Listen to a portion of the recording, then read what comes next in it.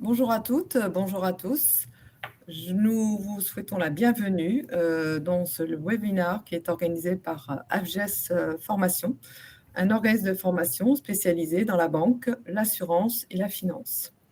Ce soir, nous allons aborder donc le sujet de la banque d'affaires, grâce notamment à un expert qui est aguerri à ces dossiers un petit peu compliqués, mais qui financièrement pèsent un certain poids. Et avant de céder la parole, je vais rappeler juste les quelques règles concernant donc, ce webinaire. Il dure 60 minutes. Vous avez un Q&A donc à la fin, mais vous pouvez poser des questions dans le chat où nous y répondrons, nous le surveillons pendant toute la durée. Au niveau son et image, si vous avez des problèmes de vidéo, passez plutôt sur le navigateur Chrome, parce que c'est vrai que les autres navigateurs peuvent éventuellement être plus compliqués. Le chat, donc, allez-y. Je vous mettrai également quelques liens dans le chat, puisqu'il y a notamment une formation animée par Dominique. Et enfin, donc, le replay sera disponible donc, une fois que l'enregistrement sera terminé dans les jours qui suivent. On fera une communication sur LinkedIn. En ce qui me concerne, je suis Isabelle Antoine, donc en charge de la communication chez AFGES Formation. Et je vais laisser la parole donc à Julie et à Dominique, que je suis ravie d'accueillir. Bonjour, je suis donc Julie Vincent, je suis formatrice et associée à l'AFGES et je suis formatrice essentiellement en analyse financière sur les sujets que l'on va voir notamment aujourd'hui et associée à l'AFGES depuis quelques temps, mais aussi responsable d'un pôle au sein de l'AFGES. Et donc j'ai l'honneur d'avoir Dominique, qui est un de nos formateurs, avec nous pour nous présenter un webinaire dédié à la banque d'affaires. Je te laisse te présenter, Dominique. Oui, bonjour à toutes et à tous. Bonjour Isabelle, bonjour Julie. Alors moi, Dominique Guignard, je suis banquier depuis une trentaine d'années. J'ai une carrière qui m'a amené de Paris à Nice et à Monaco depuis 20 ans. Donc j'ai fait deux différents groupes bancaires dans différentes organisations, mais depuis quelques années, je suis dans une banque privée à Monaco et je suis notamment en charge du développement et notamment du développement de la banque d'affaires, qui est le sujet qui nous anime dans ce webinaire. Du coup, Dominique, qu'est-ce qu'on va voir dans ce webinaire que tu nous as organisé? Alors, on va voir plein de choses. On va voir plein de choses en peu de temps. Donc, le but, c'est bien évidemment, je me disais, à chaque fois que j'écrivais une partie, un mot, que je réfléchissais au concept de la banque d'affaires, qui n'est pas qu'un concept, je me disais, bah, tiens, rien que ce concept, on pourrait en parler 2 jours. Alors, c'est vrai que là, ça nous prendrait peut-être 15 jours de faire le tour de tout ce dont on va parler aujourd'hui. Donc, le but, c'est pas d'aller vite, mais c'est d'aller de manière concise, précise, sur des notions, sur des termes, et de vulgariser un petit peu ce terme dont on entend de plus en plus parler, banque d'affaires. Alors, à la fin, pour notre public, à la fin de ce webinaire, ça sera de se dire, bah, tiens, maintenant, j'appréhende bien ce qu'est la banque d'affaires. Donc, on va y aller pas à pas. On va tout d'abord s'attacher à définir ce qu'est une banque d'affaires, parce que ça recoupe en fait plusieurs activités. Et on va prendre un exemple de transaction, alors sans citer, mais on va prendre un exemple de timing de transaction. Toutes les étapes qu'une transaction recoupe en banque d'affaires et intègre concrètement. Puis, on va se pencher un peu sur les banques. Alors, pas d'affaires, celles-là, les banques plus traditionnelles, donc banques commerciales, banques de détail, et mettre en exergue toutes les opportunités de développement que cette activité peut représenter pour ces banques, et bien évidemment également le pendant, c'est-à-dire la banque plus privée, patrimoniale, avant de conclure ce webinaire par la traditionnelle séance de questions-réponses, que je me ferai un plaisir de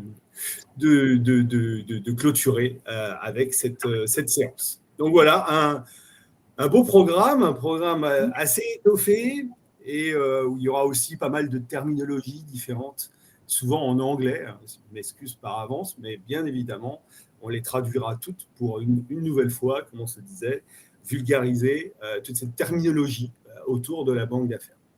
Voilà, Julie. Très bien. Du coup, première chose, qu'est-ce qu'une banque d'affaires? Alors voilà, c'est particulièrement important de définir la banque d'affaires, surtout quand on peut la comparer aux grandes banques, aux grands pans de la banque que l'on connaît, à savoir par exemple la banque d'entreprise traditionnelle, des petites aux grandes entreprises, ou la banque privée patrimoniale, là aussi des plus petites aux plus grandes fortunes. Donc, on va dire que si on remonte dans le temps, il y a une trentaine d'années, on parlait énormément de banques d'entreprise. C'était vraiment un énorme vecteur de développement pour les banques, notamment en France, avec par contre deux problématiques clés qui étaient des fonds propres, donc pour pouvoir prêter, les entreprises ont une cible qui demande du financement, donc une problématique de fonds propres et donc de risques induits qui ont fait que cette banque d'entreprise finalement s'est insérée de plus en plus dans un paysage plus global dans le secteur bancaire. Paysage global, une vingtaine d'années en arrière, ce paysage global, il s'est porté notamment sur la banque privée. Alors parce que la banque privée, c'est source de ressources, justement, de commissions, d'autres marges de développement sur un même public. Et puis finalement, cette banque privée, elle s'est aussi un petit peu heurtée à des problématiques, notamment réglementaires, très importantes, des problématiques sur les marchés, des problématiques de frontières sur un public transnational, des problématiques aussi de suitability, c'est-à-dire de capacité ou non à investir dans certains supports.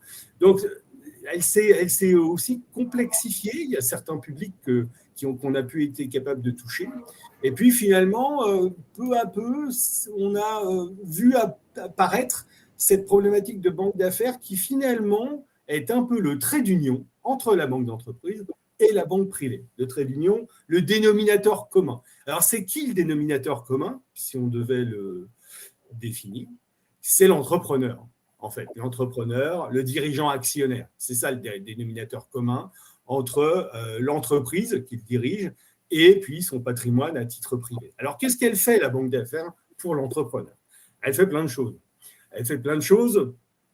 Elle va, techniquement, si on devait essayer de définir, elle va l'accompagner, donc au contraire, et surtout à ne pas confondre avec la banque d'entreprise. La banque d'affaires va accompagner l'entrepreneur dans des opérations et dans des moments clés de sa vie d'entrepreneur. Donc, ça va souvent être des opérations structurantes de haut de bilan, qu'on appelle. Donc, de haut de bilan, c'est-à-dire des opérations capitalistiques. Alors, il y en a un certain nombre, on va revenir dessus, qui peuvent exister, on va largement les passer en exergue, mais notamment quand il ouvre son capital, quand il cède tout ou partie, quand il croît, qu'il fait une croissance externe. Bref, tout un ensemble de moments qui touchent au capital de l'entreprise, donc du dirigeant actionnaire ou des dirigeants actionnaires, bien évidemment.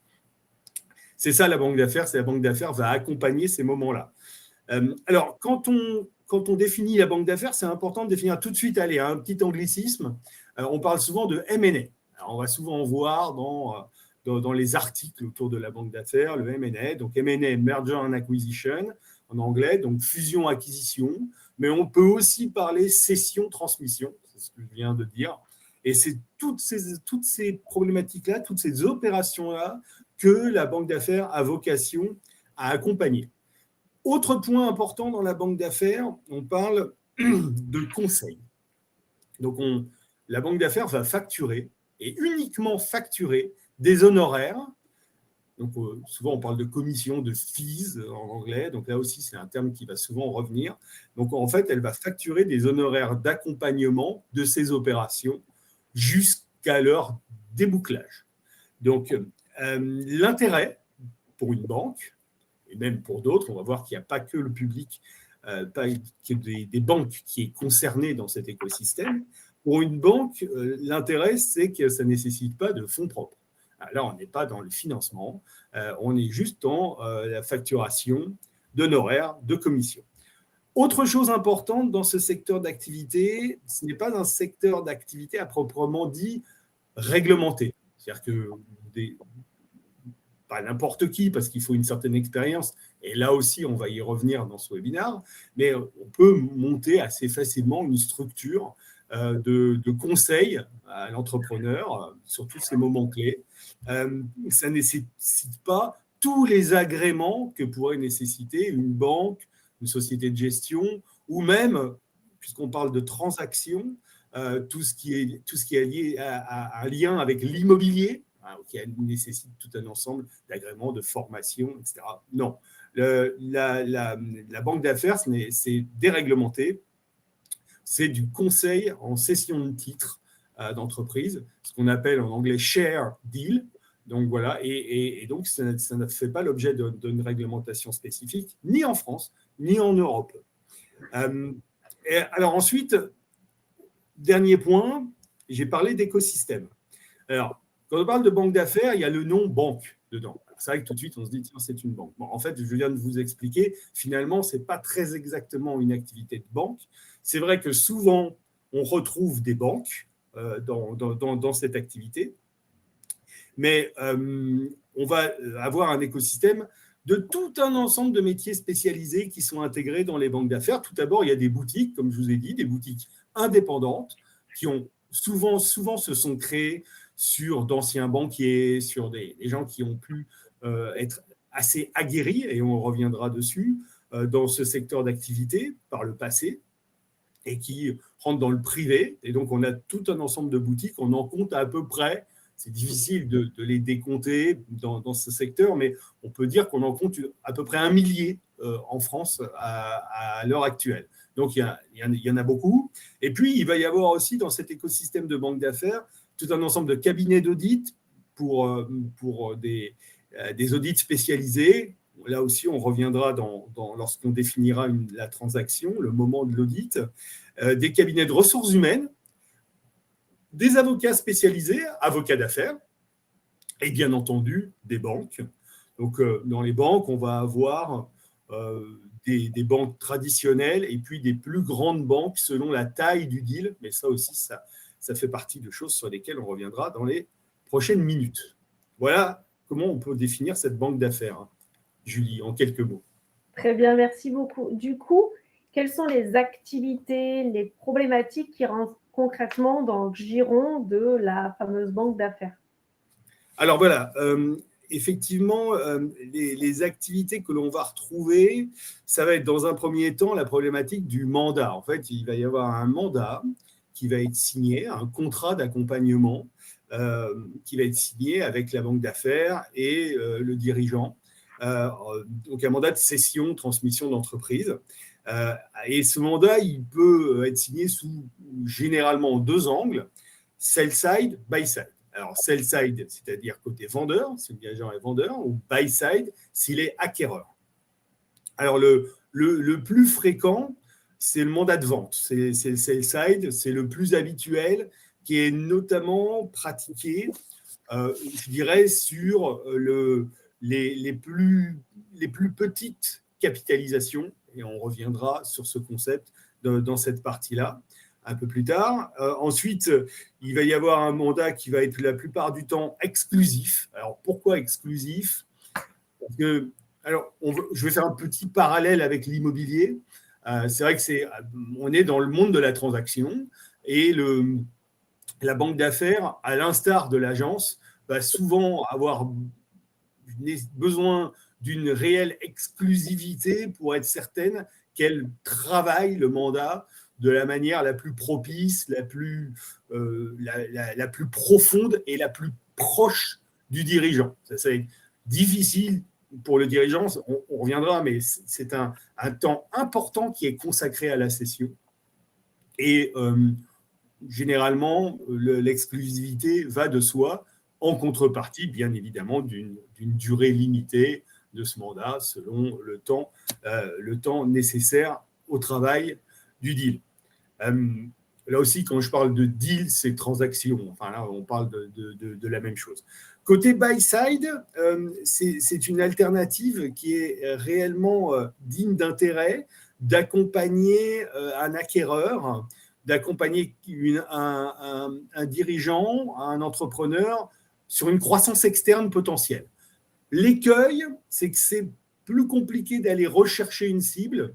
C'est un peu la même chose en immobilier. Si on me dit, tiens, je voudrais acheter une maison, bon, faut être très précis. Ah, maison localisée où, combien de mètres carrés, combien, etc., etc. Et alors, quand on doit définir une entreprise, il y a tellement de paramètres que le problème du buy-side, ça peut être de pas perdre son temps, mais perdre beaucoup d'énergie à finalement pas rechercher la bonne cible. Donc, ça va être très précisément, je dirais, dévolu à une recherche précise, très précise en termes de montant de transactions, en termes bien évidemment de secteur d'activité, de sous-secteur, de spécialisation, de localisation, etc., etc.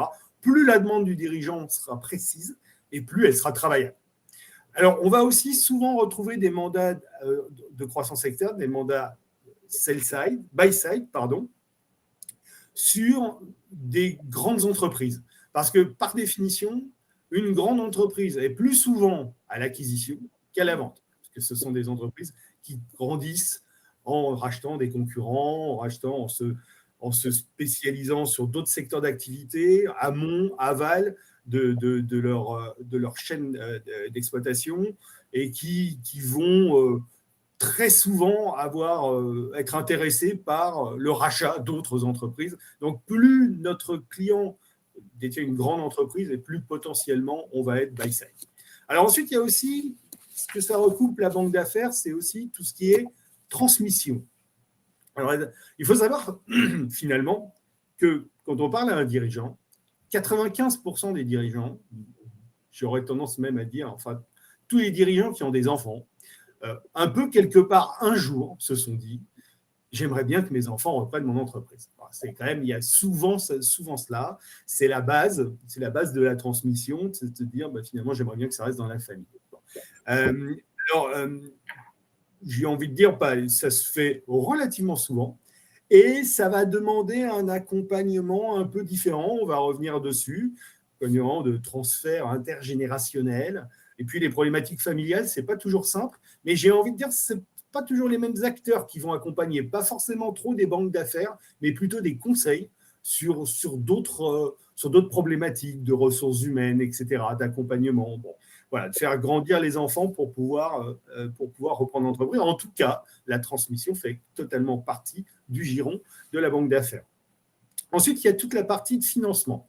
Alors forcément, quand on grandit, quand on acquiert une entreprise, on va assez souvent, et c'est comme ça qu'on s'enrichit, on le dit souvent, solliciter la banque pour un financement qui permet d'acquérir des titres d'une autre société qui deviendra, par exemple, une filiale ou autre. Ce financement, ça va être un financement structuré qui se fait généralement sous 3 angles. Donc, c'est ce qu'on appelle des buy-out, des rachats.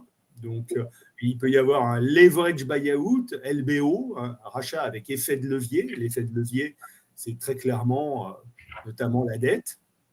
Ça peut être aussi un LMBO. Alors, je ne l'ai pas dit tout à l'heure, mais quand on ne vend pas à un tiers ou quand on ne cède pas à ses enfants, on peut aussi se faire racheter par ses managers.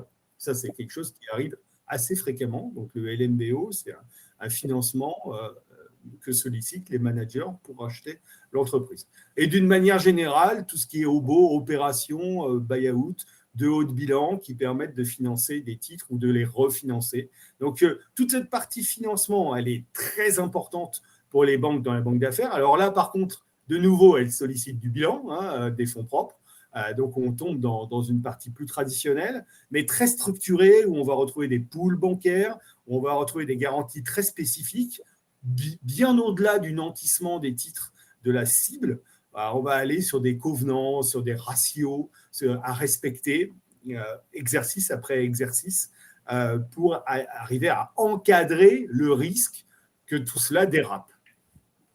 Alors ensuite, le moment est venu, parce que ça fait déjà plusieurs fois que j'ai envie d'introduire cette notion, et il faut quand même l'introduire. Il y a réellement trois métiers dans la banque d'affaires qui sont liés au mandat et qui sont liés aux tailles d'entreprise. Donc, ce sont les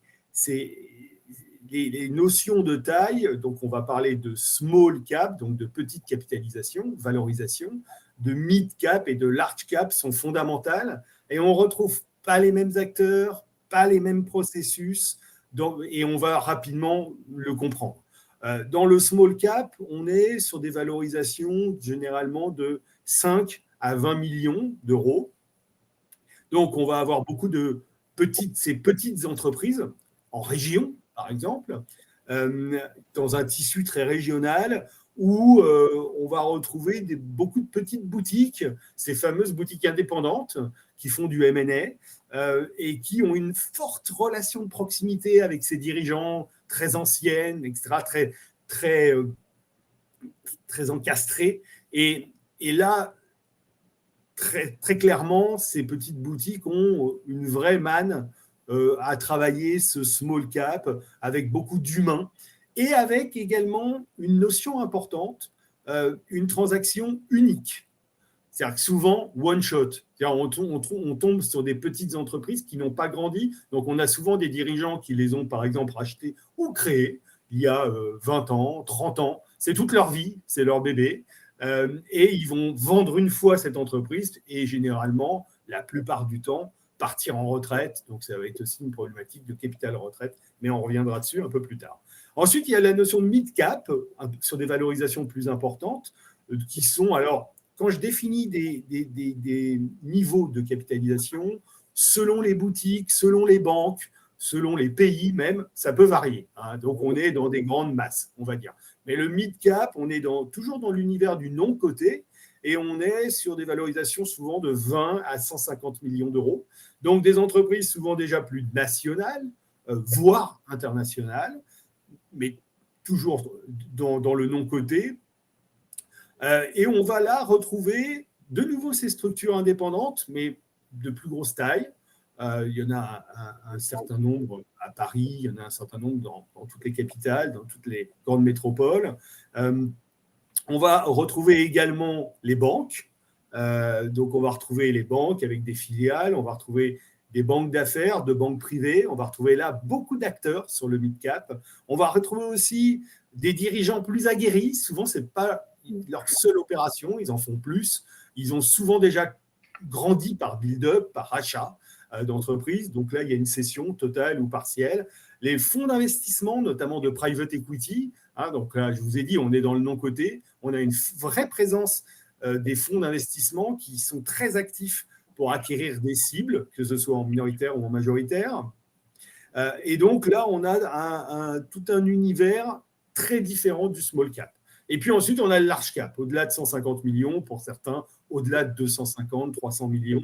Le large cap, c'est clairement l'univers des banques d'investissement, des grandes banques d'investissement internationales, voilà, américaines, anglaises, françaises et autres. Donc là, on passe de l'univers du non-coté souvent à l'univers du coté avec d'autres problématiques et d'autres schémas. Et là, on est dans ce qu'on appelle souvent investment banking, donc voilà, mais qui est la banque d'investissement sur le large cap. Donc, ça, c'est important de définir, je pense, toutes ces problématiques qui sont portées par les banques d'affaires. Ensuite, dans les stratégies, ce qui est aussi assez important à recouper à ce niveau-là, parce que c'est quelque chose sur lequel on va revenir, mais pas toujours en le définissant, un peu plus tard. On va avoir des cessions minoritaires, des cessions majoritaires. Donc, la banque d'affaires s'intéresse à tout, bien évidemment, mais selon que l'on cède une partie du capital ou la totalité du capital, on n'aura pas forcément le même type d'acquéreurs. On va avoir des acquéreurs stratégiques, parfois, qui sont donc des entreprises qui cherchent à croître et qui, assez souvent, elles peuvent être en joint venture, elles peuvent être à 50-50 quand elles vont croître, mais assez souvent, elles vont vouloir croître en contrôlant la cible et en contrôlant son destin. Et puis, par contre, on va avoir… Alors, en majoritaire, on peut aussi avoir des fonds d'investissement qui s'intéressent à cela, mais ils vont avoir la problématique de nommer un nouveau dirigeant, parce que ce n'est pas le métier du fonds de gérer au quotidien. Donc, ils vont avoir la problématique de nommer un dirigeant pour un nouveau dirigeant qui va être accompagné dans un premier temps et qui, derrière, prendra les clés progressivement. Et ça sera une nécessité pour le fonds. Ce qui est assez fréquent du côté des fonds d'investissement, c'est de les retrouver plutôt sur des stratégies minoritaires, où ils vont prendre une petite part du capital et ils vont accompagner le dirigeant. Ils sont souvent d'ailleurs pas uniques, ils peuvent être plusieurs à accompagner le dirigeant sur une partie de son capital. Donc, le dirigeant aura cédé, aura arbitré une partie de son patrimoine et sera accompagné par un fonds. Et ça peut se refaire en plusieurs fois. Voilà tout ce que cela recoupe, Julie. Alors, il y a un mot que tu as utilisé, covenant. Est-ce que tu peux expliquer ça avant qu'on continue? Les covenants, finalement, dans un contrat de prêt structuré, les covenants ne sont pas à proprement parler des garanties, mais ce sont des conditions que l'emprunteur devra respecter tout au fil du financement.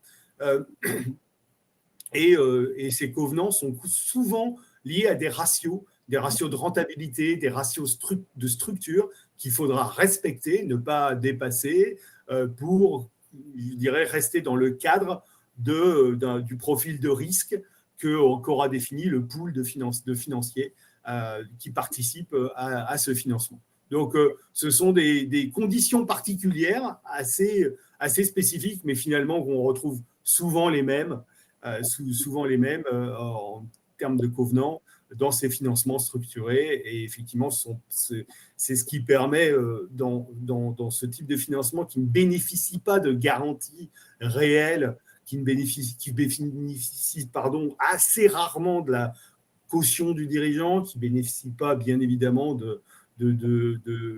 d'endettement d'avoir réel ou d'hypothèques ou autre. Donc, ça permet d'encadrer le risque et de le suivre bilan après bilan. Voilà, et d'être finalement, après chaque analyse de bilan, donc via un agent, donc un agent qui est nommé pour suivre les garanties, pour suivre les covenants au sein du pool de financement et qui va vérifier qu'ils soient bien respectés bilan après bilan. Et s'ils n'étaient pas respectés, s'il y avait ce qu'on appelle un bris de covenant, par exemple, un ratio un peu dégradé parce que voilà, la rentabilité n'est pas au niveau qu'on attendait. Donc, ça ne donne pas toute la marge d'autofinancement qu'on attendait pour notamment rembourser les échéances de crédit. À ce moment-là, l'agent devra solliciter le pool pour demander son accord eu égard à ce bris de covenant pour ne pas dénoncer le crédit et puis pour le poursuivre. Alors bon, il y a toute une analyse, toute une négociation qui est faite bilan après bilan. Mais ça permet quand même pour les prêteurs de bien accompagner ce risque année après année. Voilà, on peut même le faire semestre après semestre sur la base de bilan provisoire ou autre. Enfin, on peut aller assez loin dans l'exercice du suivi de ce type de garantie et de conditions pour bien encadrer le risque. Très bien, merci beaucoup. C'est une petite précision d'un terme que tu avais utilisé. Pourquoi, du coup, on fait appel à une banque d'affaires entreprise, concrètement? Alors, globalement, j'ai envie de dire, et je reprendrai le parallèle un peu facile de l'immobilier, finalement, la banque d'affaires, j'ai déjà un peu dit, c'est un métier à part entière. Et pour un dirigeant, souvent on dit aux dirigeants, votre métier, ce n'est pas de vendre votre entreprise, c'est de la faire grandir, pérenne, rentable, etc. etc. Donc, vendre son entreprise, c'est un peu comme vendre sa maison, ce n'est pas son métier. Alors, c'est vrai qu'on voit apparaître de droite et de gauche des canaux de vente, notamment dans l'immobilier, des intermédiaires. On peut vendre sa maison sur le Bon Coin. Ce sera plus compliqué de vendre son entreprise sur le Bon Coin. Et puis, et il faut savoir que vendre une entreprise, c'est vendre une matière tellement mouvante, tellement complexe, tellement globale, qu'on voit mal comment on pourrait ne pas la vendre sans correctement la présenter. Et donc, il y a tout ce travail qui va être fait par la banque d'affaires et que je vais un peu vous décrire là, en quelques notions, en essayant de faire court. Et alors, d'abord, on va aller chercher une banque d'affaires et la banque d'affaires va travailler tout le temps d'avant. Souvent, je dis, il ne faut pas parler au dirigeant quand il a décidé de vendre. Parce que finalement, si un jour il se dit qu'il a envie de vendre, il n'est pas forcément prêt.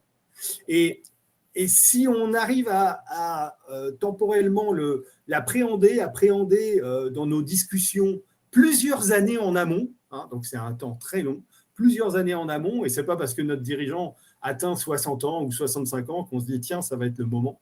Ce n'est pas du tout exclu de lui en parler avant. C'est pas du tout exclu de lui en parler avant, et ça peut l'amener à une réflexion bien plus mûre, bien plus réfléchie, année après année, de se lancer dans ce processus. Donc, souvent, je dis, lorsque vous avez un dirigeant qui vous dit « j'ai envie de vendre », soit ce n'est pas le moment, soit c'est trop tard. En tout cas, il va falloir tout reprendre à zéro, quoi qu'il en soit. Qu'il ait envie de vendre, c'est plutôt bien, mais attention, il faudra voir comment se porte l'entreprise à ce moment-là et pourquoi cette idée-là. Alors, ça peut être lié à des problématiques personnelles, ça peut être lié à d'autres problématiques, même d'âge ou autres, mais néanmoins, tout ça, ça doit s'accompagner. Donc, il y a une vraie préparation psychologique du dirigeant. Ensuite, il y a une autre préparation qu'on oublie parfois, c'est la préparation de la structure, sa lisibilité, son organigramme, son EBITDA. Alors, je vais revenir sur ces notions. Sa lisibilité, son organigramme, c'est excessivement important. Pourquoi ? Parce que notamment dans le small cap, un peu moins dans le mid, et plus du tout dans le large, souvent, on a le roi soleil. Souvent, on a le dirigeant, c'est le roi soleil. Tout repose autour du dirigeant pour faire n'importe quelle tâche. Ben, c'est le dirigeant qui décide. Bon, alors c'est bien, enfin, ou c'est pas bien. Enfin, ça, on n'est pas là pour faire un cours de management ou d'organisation. Mais néanmoins, pour un acquéreur, c'est pas rassurant. Parce que forcément, l'acquéreur va se dire, le jour où lui, il n'est plus là, l'entreprise, elle ne tourne pas. Et puis en plus, tous ses clients, c'est son carnet d'adresse, tous ses fournisseurs, c'est son carnet d'adresse, les salariés, ils sont là pour lui. Bon, bref, demain, j'achète et tout le monde s'en va et j'ai plus rien. Bon. Donc, en fait, il va falloir quand même pour penser à structurer l'entreprise avec un certain nombre de couches managériales. Alors, on n'est pas là pour créer du management pour du management, mais enfin, il va falloir quand même savoir déléguer un certain nombre de problématiques, qu'elles soient stratégiques, financières, opérationnelles, donc pour pouvoir montrer à l'acquéreur que si demain matin il arrive, il peut le plus possible s'asseoir et ça continue à tourner. Bon, ça c'est quand même, et dans la prise de décision. Donc ça c'est quand même assez important. Et enfin, il va y avoir aussi un travail sur l'EBITDA. Alors quand on parle d'EBITDA, alors là ça y est, on a encore un autre anglicisme. Alors, c'est vraiment le terme de la banque d'affaires, l'EBITDA. Hein. J'ai parlé de M&A, mais si on parle d'EBITDA, on en parle plusieurs fois par jour. Donc, les earnings before interest, tax, depreciation, amortization. En gros, c'est à peu près l'excédent brut d'exploitation, grosso modo, le BE, l'EBITDA. Donc là, on revient sur du français. Et l'EBITDA, c'est vraiment là-dessus que va se calculer la valorisation. Je vais y revenir juste après. Et l'EBITDA, ça se travaille parce que plus il est important et plus en multiples, on va y revenir, la valorisation sera importante. Et parfois, on a tendance dans sa gestion au quotidien à ne pas faire extrêmement attention à tout ce qui pourrait permettre de gagner un peu plus d'argent et qui sont des dépenses superflu. Je ne parle pas des dépenses nécessaires, mais je parle dans le compte d'exploitation du superflu. Et finalement, faire un peu la chasse au superflu, ça peut permettre de beaucoup améliorer l'EBITDA sans avoir besoin de le retraiter. C'est-à-dire sans avoir besoin de dire « non, mais attendez, vous m'avez calculé telle rentabilité, mais en réel, elle est meilleure parce qu'il y a ça, il y a ça. » Bon, ok, ça c'est bien, c'est une pratique courante. Mais si déjà on part d'un chiffre assez proche du chiffre définitif, c'est beaucoup mieux. Et tout ça, toute cette préparation, ça peut prendre quand même plus d'un an, hein, 1 an ou 2 ans, jusqu'à sortir un nouveau bilan. Et c'est fondamental, la préparation psychologique, la préparation de l'organigramme, de la structure, de l'organisation et la préparation, bien évidemment, du compte d'exploitation cible sur lequel on va vraiment travailler la valorisation. Alors donc, je l'ai dit, à partir du moment où tout ça est en place, en général, le temps d'une transaction, quand vraiment tout est en place, que la préparation a été faite, qu'on signe le mandat, la transaction va généralement durer en moyenne 18 mois à peu près. On dit que ça peut durer 18 mois. Les très rapides se font en 12 mois. Mais souvent, quand ça se fait en 12 mois, c'est qu'il y avait déjà quelqu'un qui regardait vraiment l'entreprise. Donc, c'est un peu plus facile. Et puis, les plus longues peuvent aller jusqu'à 24 mois et au-delà, ça peut poser problème. Donc, on est souvent sur une moyenne de 18 mois.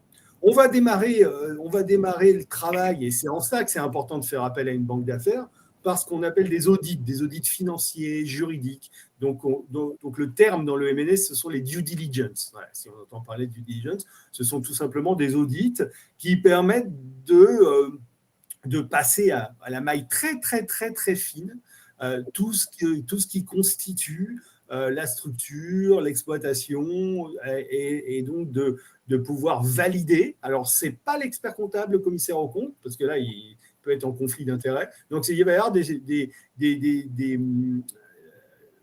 boutiques d'audit indépendantes, ou tout au moins celles qui ne tiennent pas les comptes, qui vont de manière totalement indépendante réaliser ces audits et qui vont également les réaliser juridiquement, c'est-à-dire juridiquement, on va regarder notamment des problématiques de provision, donc de litige qui pourraient être problématiques, et puis on va regarder également toutes les problématiques contractuelles, hein, tous les contrats, notamment les contrats de travail, les contrats clients, fournisseurs, pour voir s'il n'y a pas à ce stade trop de loups qui peuvent se cacher et amener à un moment un gros problème dans la transaction. Donc, il vaut mieux les voir en amont, réaliser ses propres audits pour pouvoir derrière travailler et laisser la banque d'affaires travailler ce qu'on appelle un infomémo.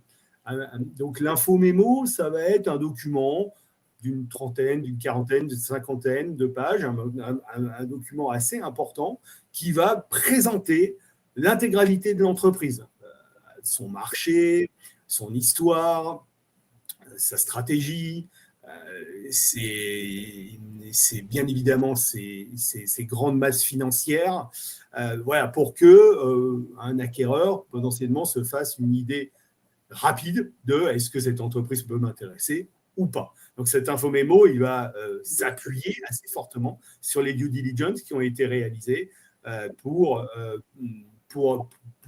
pouvoir être un document de référence de la présentation de l'entreprise. Et là, on en arrive à un petit aparté que je vais faire en 4-5 points sur la valorisation, parce que je n'en ai pas encore parlé, alors je n'ai pas fait exprès. Bon, c'est vrai qu'il y a eu un webinar déjà de l'AFGES autour de la valorisation, alors j'ose pas revenir sur ce sujet, je suis bien moins pointu, je pense, que notre collègue spécialiste de la valorisation, mais pour autant, je vais amener juste quelques éléments autres sur la valorisation, qui partent déjà, et bien évidemment, on peut alors, dans l'infomémo, généralement, on va rarement, voire jamais, estimer l'entreprise. On ne va jamais donner une valeur. On va laisser le marché totalement libre. J'ai dit, on est dans le non-coté. Donc, de toute façon, les titres, on ne voit pas leur cote tous les matins sur les marchés. Et la valorisation, c'est souvent la première chose que nous demande le dirigeant. Je parlais 6 mois, 1 an, 2 ans, 3 ans en arrière, souvent, mais elle vaut combien mon entreprise ? Bon. Bien évidemment, c'est assez important de se poser cette question, ne serait-ce qu'en termes de grande masse. Et à ce stade, il est important de dire qu'en M&A, la valorisation se calcule très principalement sur des multiples d'EBITDA. Bon. Alors, je dis ça parce que si on rentrait dans le chapitre de la méthode de valorisation, on pourrait rentrer dans d'autres méthodes de valorisation, notamment plus bilancielles que multiples d'EBITDA. Et c'est vrai que ces méthodes-là, souvent, vont être des méthodes qui vont amener une valorisation d'immobilisation, souvent d'immobilisation incorporelle, notamment, de brevets, de marques, etc. Et bon, là, je dirais, le banquier d'affaires, M&A, il est souvent moins aguerri parce qu'on est plus dans une approche de métier, de secteur d'activité. Alors, je pense par exemple au secteur pharmaceutique, où on sait que tel médicament qui a une autorisation de mise sur le marché pour un certain temps peut valoir tant. Et là, c'est un secteur extrêmement spécialisé. Et là, on parle de valoriser un actif, parfois plus qu'un EBITDA. Voilà. Donc, quand on est dans le M&A, quand on est en banque d'affaires, on travaille réellement sur un multiple d'EBITDA. Alors, le multiple d'EBITDA, comment on fixe un multiple ? Ça peut être la question. Alors, forcément, on a plusieurs manières de fixer un multiple. on sait qu'il y a un certain nombre de grilles qui fixent les multiples, on va dire, de 3, 4 à 12, 15. Bon, voilà. Pour être clair, un multiple de 4, ça veut dire que j'ai 25% de retour sur investissement.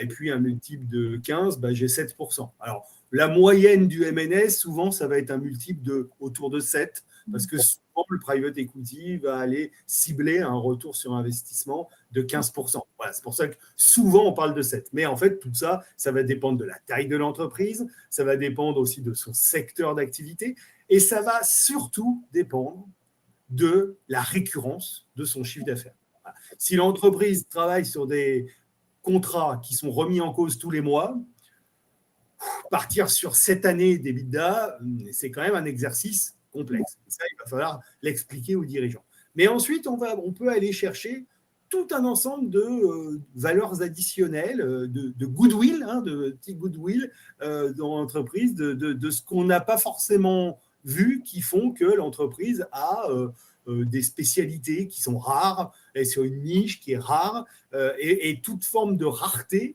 en dehors même de l'EBITDA, de rareté dans l'exploitation, va amener de la valeur. Voilà. Donc ça, c'est la valorisation, c'est vraiment une indication, mais ce n'est pas, je dirais, l'aspect le plus fondamental, parce qu'une fois de plus, pour conclure ce petit chapitre sur la valorisation, on est dans l'univers du private equity, donc on est dans un univers qui n'est pas liquide, où la liquidité n'est pas créée sur un marché réglementé au quotidien ou même à la seconde.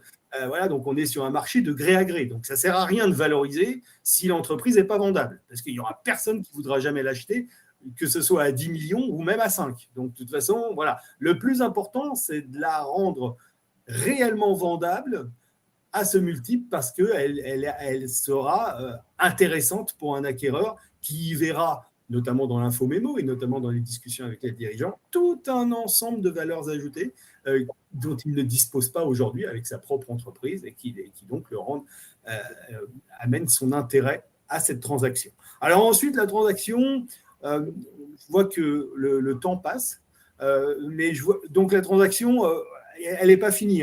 Quand on en est là, il va y avoir on va aller sur le marché, et c'est là où on va aller chercher de la valeur. Donc, à partir du moment où on va toucher des acquéreurs potentiels, ils vont signer ce qu'on appelle un NDA, un Non-Disclosure Agreement, qui va être un accord de confidentialité, où il va s'engager à ne pas diffuser l'information qu'il va recevoir.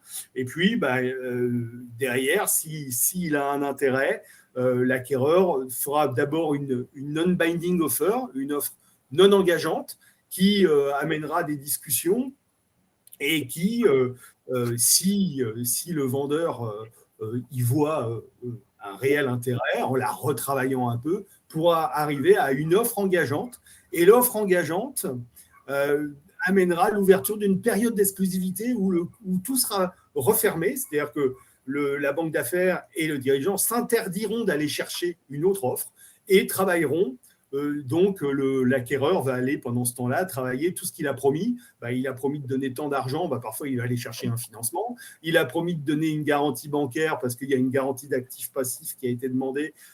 Il va aussi aller chercher cette garantie, et puis il va surtout aller chercher son propre avocat d'affaires pour aller rédiger le protocole de cession de titres. Et puis là, il va y avoir un échange entre avocats qui va se faire et qui va amener progressivement l'aboutissement à un closing. Voilà, et souvent, ce temps-là, après une offre ferme, ça peut prendre encore bien 3-4 mois avant d'arriver au closing, alors qu'on s'est largement mis d'accord. Et la banque d'affaires, là, elle va avoir le rôle d'intermédiaire. Alors, elle l'a eu avant dans la négociation, elle l'a eu avant dans la présentation, elle l'a eu dans la recherche d'investisseurs, et enfin, elle l'a dans l'accompagnement du dirigeant jusqu'à ce closing. Alors, si avec tout ça, je n'ai pas convaincu un dirigeant de faire appel à une banque d'affaires, là, vraiment, il va falloir... Voilà. Du coup, ce processus, c'est quand même assez long de ce que tu expliques. Est-ce qu'en synthèse, tu pourrais expliquer quels sont les écueils potentiels, en fait, les risques d'échec qu'il pourrait avoir dans ce long processus, mais de façon un petit peu synthétique, s'il te plaît? Oui, très synthétique. Les écueils, je l'ai déjà dit, c'est le momentum. Les écueils, c'est cette psychologie du dirigeant. Il faut vraiment, vraiment bien le préparer à la session. C'est son bébé. Ce n'est pas toujours facile de se séparer de son bébé. Donc, il faut qu'il soit prêt. Il faut qu'il ait pensé à l'après. Voyez, il y a des cabinets de ressources humaines qui font ça très bien, qui l'accompagnent et qui le projettent. Ça, c'est très important. Et puis, surtout que ça va durer 18 mois. Donc, psychologiquement, ça peut changer. Et ce qui peut changer, c'est aussi qu'à un moment, il peut y avoir des problématiques de santé, des problématiques exogènes, y compris de guerre, d'épidémie, Covid, etc. On a vu au moment du Covid, tout le MNS s'est arrêté, hein, c'est pas compliqué. Hein.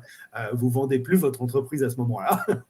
Les gens attendent et ils disent on va attendre parce qu'à partir du moment où on achète une entreprise, on veut se projeter. Et quand on est en épidémie et qu'on est cloîtré chez soi, eh ben, on ne se projette pas. Donc, vous voyez, il y a beaucoup de facteurs exogènes. Et enfin, un mot d'ordre, s'adapter. S'adapter parce qu'une session, elle peut démarrer par une session et puis ça se passe pas bien avec l'acquéreur. À un moment, ça se convertit jamais en offre ferme. Et puis finalement, les enfants disent tu sais quoi, j'ai bien réfléchi là, tu es en train de vendre, j'ai pas envie que tu vendes, papa. Et ça se termine en transmission. Et inversement, des dirigeants se disent c'est mon fils qui va reprendre, le fils arrive, il rentre dans l'entreprise.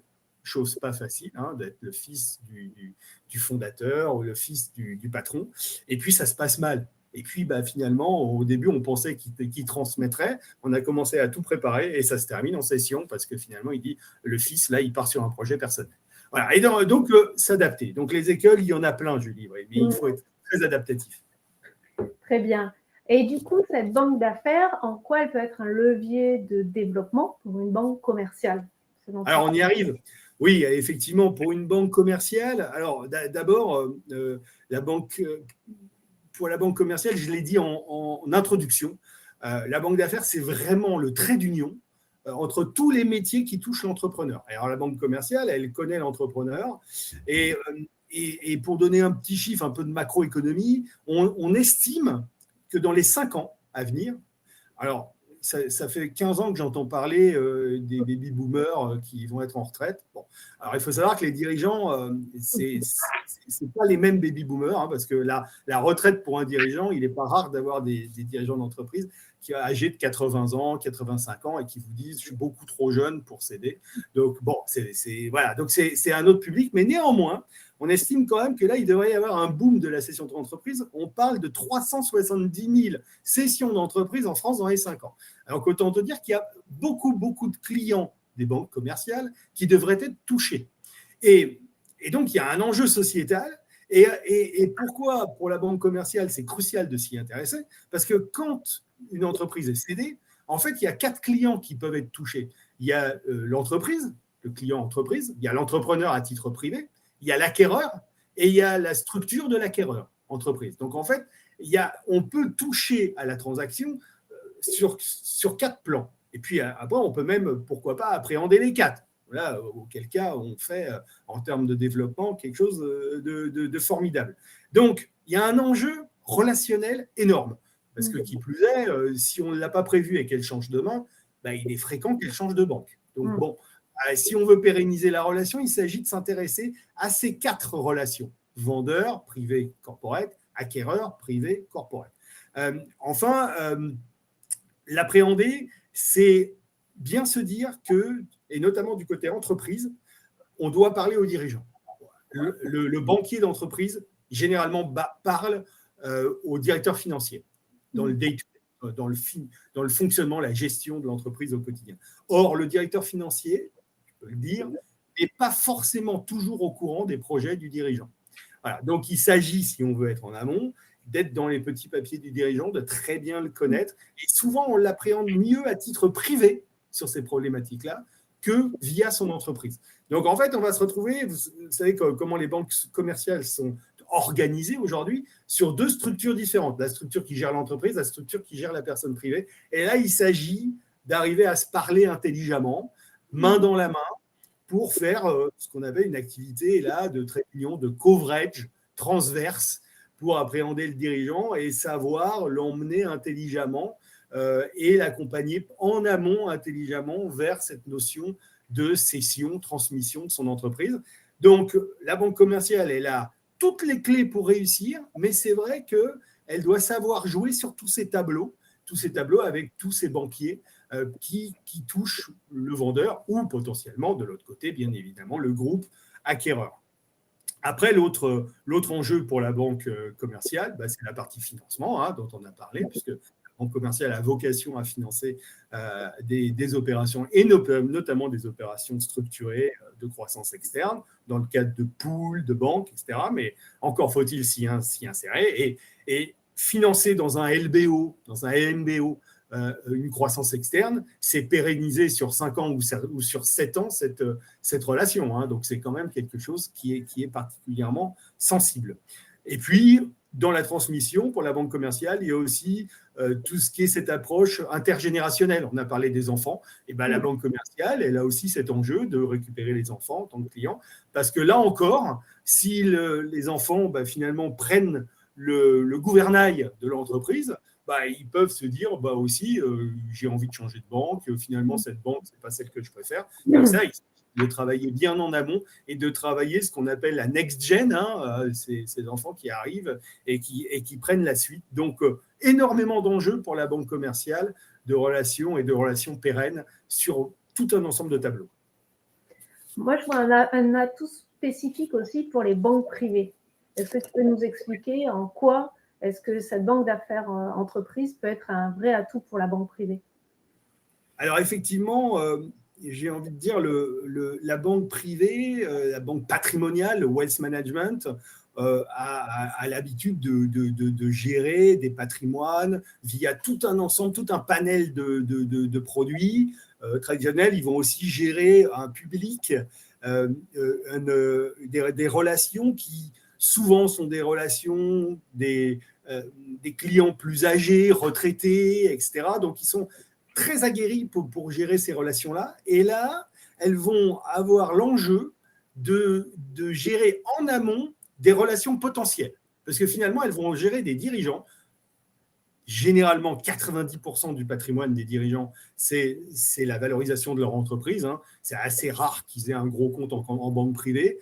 Souvent, d'ailleurs, ne serait-ce que par le fait que finalement, tout l'argent qu'ils ont eu, ils l'ont mis dans l'entreprise pour l'aider à se développer. C'est quand même la plupart du cas, notamment dans le small et même dans le mid-cap. Donc, en fait, c'est l'enjeu des banques privées, ça va être de s'intéresser en amont à ce public qui est un public prospect et qui est un public, je l'ai dit, où la matière, finalement, l'intérêt, c'est que le dirigeant, on lui parle de son bilan. On lui parle de son bilan, on lui parle de son entreprise. Donc, il faut quand même avoir des banquiers qui soient très aguerris aussi et un public très aguerri à l'analyse financière, au conseil stratégique vis-à-vis de ces dirigeants. Donc, il va y avoir souvent dans les banques privées des structures de banques d'affaires bien à part qui vont faire là le trait d'union vers la banque privée, vers les banquiers privés et gérer main dans la main ce dirigeant aujourd'hui et demain. Aujourd'hui, il va vendre son entreprise, on le prépare, etc. Et demain, il va récupérer une certaine somme qu'il va investir. Souvent, il n'est pas du tout aguerri à cet investissement, donc c'est un discours nouveau pour lui qui lui fait un peu peur. Souvent, il est paradoxalement rassuré d'avoir plus d'argent dans les titres de son entreprise non cotés, où tout peut s'arrêter du jour au lendemain, que dans un titre en bourse ou dans une obligation. Bon, c'est comme ça. Il a l'habitude, c'est lui qui conduit son entreprise. Donc, il y a un gros travail préparatoire, mais en tout cas, on estime que d'ici 2040, là encore une petite donnée macroéconomique, sociétale, d'ici 2040, donc dans moins de 15 ans, 9 000 milliards d'euros de patrimoine devraient changer de main. 9 000 milliards d'euros. Alors, s'il n'y a pas un enjeu pour les banques privées, là encore, c'est que vraiment, il n'y en a pas. Et là, en tout état de cause, la banque privée s'intéresse à la banque d'affaires de longue date, mais a vraiment un enjeu tout particulier à accélérer son développement sur la banque d'affaires. Et bien évidemment, une fois de plus, l'intérêt de la banque privée, outre ce patrimoine potentiel à gérer demain après la cession de l'entreprise, c'est que la banque d'affaires ne demande pas de fonds propres. Et c'est vrai que la banque privée est assez peu traditionnellement consommatrice de fonds propres dans son business model. Donc, c'est totalement aligné à son business model. Il y a juste le fait qu'il va falloir considérer un client ou un prospect en banque privée plus en amont, bien en amont et bien l'accompagner, être patient. Et là, dans ce cas-là, la banque privée pourra s'inscrire dans tout ce transfert de patrimoine que prévoient les économistes. Donc voilà. Écoute, merci beaucoup, Dominique. Je trouve que tu as été très clair. Si vous avez des questions, n'hésitez pas à les poser. Oui, Isabelle? J'avais effectivement une question, je rebondis tout à l'heure, où tu as indiqué que la durée pouvait être assez élastique, on va dire, entre quelques mois, voire quelques trimestres, quelques années. Est-ce que c'est proportionnel au montant de capitalisation et, je dirais, de l'enjeu financier, ou est-ce qu'on peut avoir une durée courte malgré tout sur une grosse somme et au contraire, pour des raisons X, Y, ça peut être, je dirais… C'est une bonne question. Voilà, c'est m'intéresse. J'ai envie de te répondre, Isabelle, que c'est presque, je pense, inversement proportionnel. Parce que plus on va vers un large cap et plus il est aguerri et plus c'est pas facile, mais plus ces étapes, il les connaît, donc il les passe rapidement. Et il est entouré, conseillé, etc. Plus on est sur du small cap, paradoxalement, plus on est sur une petite transaction, 5, 10, 15, 20 millions, et plus finalement on va avoir un dirigeant très peu aguerri et qui, à chaque phase, peut se retrouver à douter de nouveau, à dire mais je n'avais pas pensé à ça. Quand on va lui dire tiens, il va falloir payer un cabinet d'audit pour réaliser des due diligence, mais je n'avais pas prévu, mais si, je vous en avais parlé, bon, mais alors ça fait encore peut-être 30 000 euros à sortir. On va peut-être parler de montant après, mais et puis on va lui dire ça y est, on s'est mis d'accord, vous avez reçu une lettre d'intention ferme, il va falloir solliciter votre avocat parce qu'il va falloir que les avocats se parlent. Ah oui, mais mon avocat, il ne sait pas faire ça, ou alors j'en ai pas. Et donc, toutes ces phases, face à un dirigeant peu aguerri, finalement, sinon risquent de compliquer et d'allonger le processus. Donc, c'est plutôt inversement, à mon sens, proportionnel. Intéressant, mais effectivement, avec l'explication, on comprend. On comprend qu'il y en a un qui maîtrise bien et qui est assez blasé, on va dire. Et qui peuvent accélérer. Et une autre question, parce que moi, je connaissais la banque privée, je connaissais la banque d'affaires, mais si je comprends bien, en fait, c'est intrinsèquement lié. Et donc, la banque privée doit avoir en son sein une banque d'affaires à développer, si je comprends bien. Alors oui, d'ailleurs ça existe déjà. Enfin, la plupart des banques privées, sont dotées d'une structure, parfois indépendante, parfois intégrée. Ça dépend, ça c'est un problème organisationnel, stratégique, de banque d'affaires. Mais voilà, la banque privée a largement intégré cette problématique de ces 10, 20, 30, 40 dernières années. Ce que je dis aujourd'hui, c'est que c'est vrai que face à l'enjeu de renouvellement, l'enjeu de renouvellement patrimonial, l'enjeu de renouvellement générationnel, peut-être que plus que jamais, on va dire, dans le business plan des banques privées, et d'ailleurs c'est le cas, plus que jamais, la banque d'affaires joue un rôle clé. Oui. Au vu des chiffres annoncés, effectivement, dans les années à venir, il y a de quoi faire. Exactement. Très bien, c'était très intéressant. Alors, moi, je vais juste, s'il n'y a pas d'autres questions, conclure et surtout parler des formations, notamment parce que là, franchement, c'était passionnant et on a envie d'en savoir encore plus. On a plein d'autres choses à dire. Voilà, c'est ça. C'était juste un amuse-bouche, on va dire. Donc, effectivement, Dominique anime 2 formations, donc notamment sur le modèle et les enjeux des banques d'affaires. Donc là, vous avez eu un extrait, et également les modèles et les enjeux de la banque privée. Donc, qui sont positionnés et organisés pour la fin de l'année et qui peuvent également se faire en intra-entreprise. Et je vais quand même citer également l'article que tu avais rédigé et écrit sur cette fameuse session transmission, donc qui est toujours en ligne sur notre site et que vous pouvez parcourir pour justement essayer d'enrichir et d'en savoir un peu plus également. Eh bien, écoutez, merci beaucoup. Merci Dominique pour cet exposé parfaitement clair. Et même quand on n'est pas du sérail, translucide. Franchement, bravo. Et puis, merci Julie, parce que comme ça, c'était particulièrement pédagogue et très vivant. Bonne soirée à tous, à toutes, et à la prochaine fois. Au revoir. Merci, bonne soirée. Au revoir. Au revoir.